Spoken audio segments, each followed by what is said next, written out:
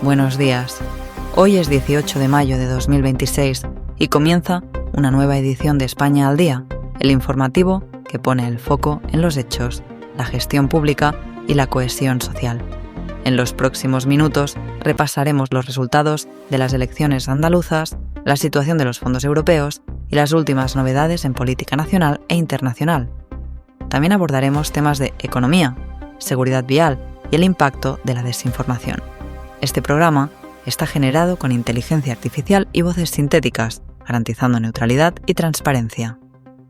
Comenzamos con los titulares. Comenzamos el informativo con los resultados de las elecciones andaluzas. Javier Torres nos amplía los datos. El Partido Popular ha ganado las elecciones autonómicas en Andalucía, logrando 53 escaños, pero quedándose a 2 de la mayoría absoluta. Juanma Moreno se impone en todas las franjas de tamaño de municipios y el PP supera el 41% de los votos, aunque necesitará apoyos para gobernar. El PSOE, por su parte, alcanza su peor resultado histórico en la comunidad, con 28 escaños y una fuerte caída en el voto rural.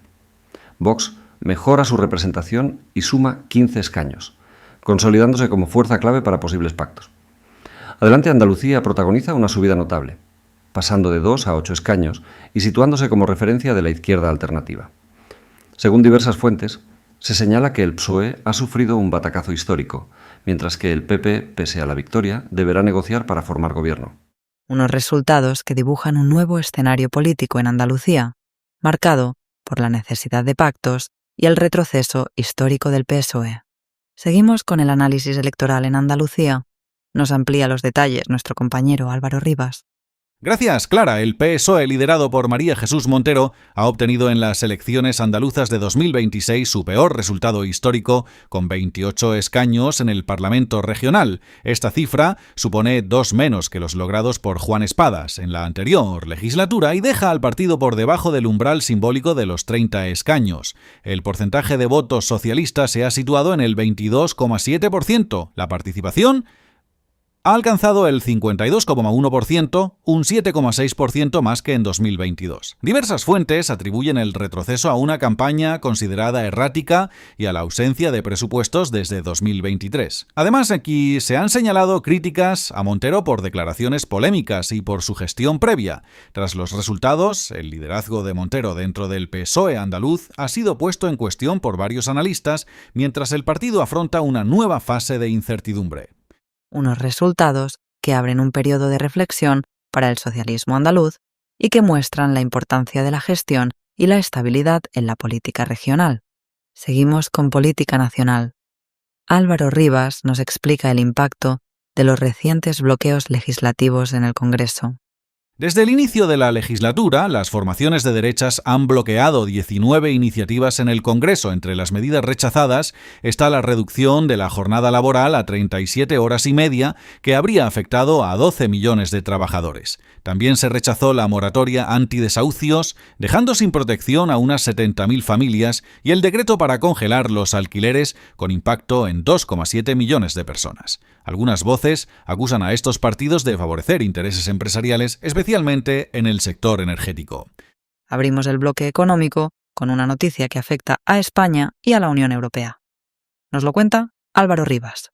España ha utilizado 2.389 millones de euros procedentes de fondos europeos para el pago de pensiones, según un informe del Tribunal Español. Esta decisión ha generado críticas entre varios países del norte de Europa y está dificultando las negociaciones sobre el presupuesto comunitario. La Comisión Europea está revisando el informe para aclarar el uso de estos recursos. Mientras tanto, el gobierno español niega que se haya destinado dinero europeo al pago de pensiones y sostiene que se han cumplido todos los requisitos del plan de recuperación. Seguimos con información económica internacional. Álvaro Rivas nos amplía los detalles sobre la deuda de las renovables. El juez estadounidense John D. Bates ha criticado al gobierno español por no demostrar intención de pagar la deuda relacionada con arbitrajes de energías renovables. Según el juez, España no ha presentado pruebas de querer abonar los más de 2.310 millones de euros acumulados, una cifra que supera ampliamente los 28,2 millones reconocidos inicialmente. Además, Bates señala que el Ejecutivo español ha adoptado una estrategia de resistencia al pago y no ha tomado medidas para resolver el conflicto. Estas observaciones se producen en el marco de un proceso internacional por la gestión de la deuda. Seguimos con información internacional. Javier Torres nos cuenta los últimos movimientos del gobierno español ante posibles embargos. El gobierno de Pedro Sánchez busca el apoyo de Donald Trump para evitar embargos sobre bienes españoles en Estados Unidos. España acumula una deuda de 729 millones de euros por sentencias judiciales relacionadas con impagos a las energías renovables. Los fondos acreedores han iniciado ya el proceso para embargar activos españoles. Según las informaciones disponibles, se acusa al Ejecutivo de no cumplir con los laudos arbitrales internacionales, lo que ha motivado la reacción de los acreedores. Situaciones como esta muestran la importancia de cumplir con los compromisos internacionales para evitar tensiones y proteger los intereses nacionales. Seguimos con energía y medio ambiente. Diego Herrera nos cuenta cómo la desinformación afecta al sector eólico en Europa. En los últimos meses, expertos han alertado sobre el aumento de campañas de desinformación contra la energía eólica en Europa. Más de 500 cuentas han difundido mensajes negativos en redes sociales, algunos relacionando la energía eólica con problemas de salud y contaminación, según señalan organizaciones especializadas. Esta ola de bulos ha tenido consecuencias concretas, como la paralización de proyectos multimillonarios en varios países. En Bulgaria, por ejemplo, no se ha construido un nuevo parque eólico en los últimos 12 años. Seguimos con la actualidad judicial.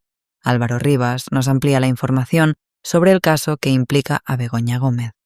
El juez Juan Carlos Peinado considera que Begoña Gómez, esposa del presidente del gobierno, se apropió de un software desarrollado por la Universidad Complutense de Madrid. Según el magistrado, el valor de esa herramienta supera los 300.000 euros y la universidad ha cuantificado un daño patrimonial directo de al menos 108.765 euros. El juez sostiene que Gómez utilizó el software sin informar ni a la Complutense ni a los patrocinadores, lo que habría generado un perjuicio para la competencia. El caso continúa en fase de instrucción. Seguimos con información sobre seguridad vial. Javier Torres nos cuenta los detalles de la advertencia sobre la baliza V16. El Ministerio de Industria advirtió en 2019 que la baliza V16, obligatoria desde el 1 de enero, podría poner en peligro la seguridad vial. Según los datos, el 17% de las asistencias diarias se producen con una V16 conectada y activada. Sin embargo, esta advertencia no fue tenida en cuenta por la Dirección General de Tráfico.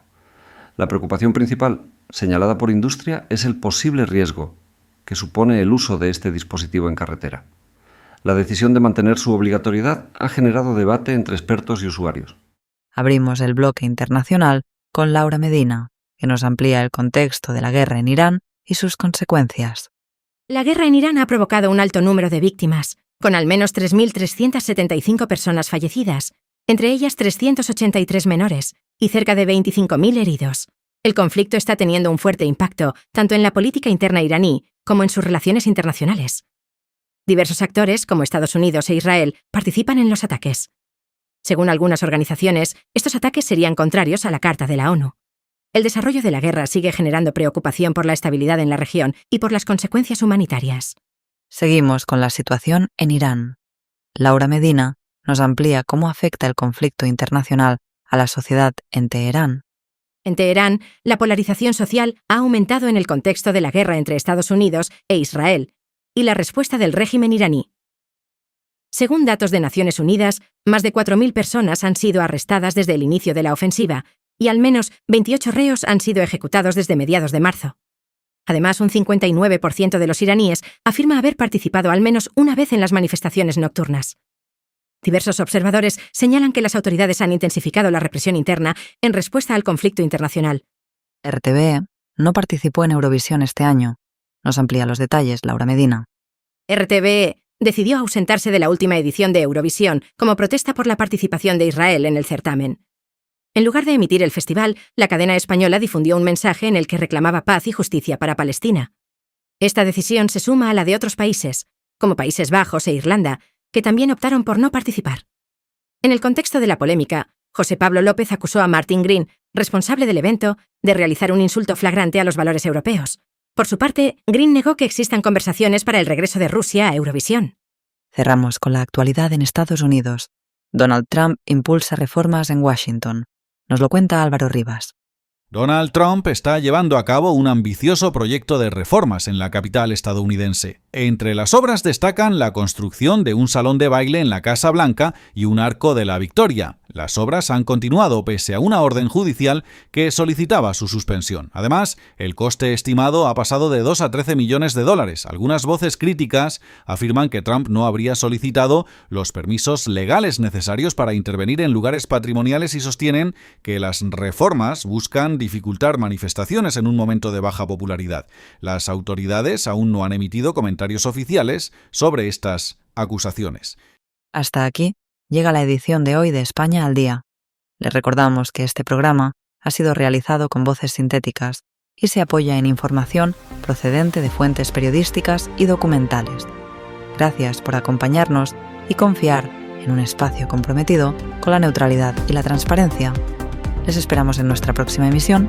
Que tengan un buen día.